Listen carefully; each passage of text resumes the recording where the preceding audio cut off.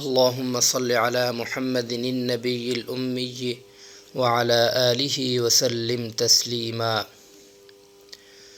حدثنا عبد الله بن مسلمة عن مالك عن زيد بن أسلم عن عطاء بن يسار عن ابن عباس قال قال النبي صلى الله عليه وسلم أريت النار فإذا أكثر أهلها النساء يكفرن قيل أيكفرن بالله قال يكفرن العشير ويكفرن الإحسان لو أحسنت إلى إحداهن الدهر ثم رأت منك شيئا قالت ما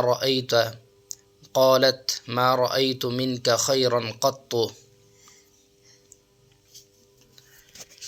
حضرت صلی اللہ علیہ وسلم نے فرمایا مجھے دوزخ دکھلائی گئی تو اس میں زیادہ تر عورتیں تھیں جو کفر کرتی ہیں.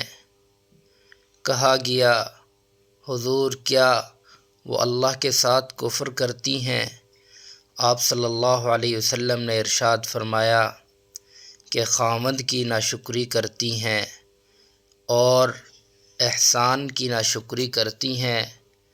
اگر تم عمر بھر ان میں سے کسی کے ساتھ احسان کرتے رہو پھر تمہاری طرف سے کبھی کوئی ان کے خیال میں ناگواری کی بات ہو جائے تو فوراً کہہ اٹھے گی کہ میں نے کبھی بھی تجھ سے کوئی بھلائی نہیں دیکھی.